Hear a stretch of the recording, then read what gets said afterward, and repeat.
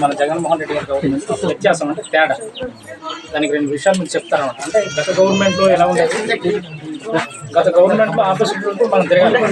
ఈ గవర్నమెంట్లో ఆ పరిస్థితి ఉండేది కదా జగన్మోహన్ రెడ్డి ప్రభుత్వంలో.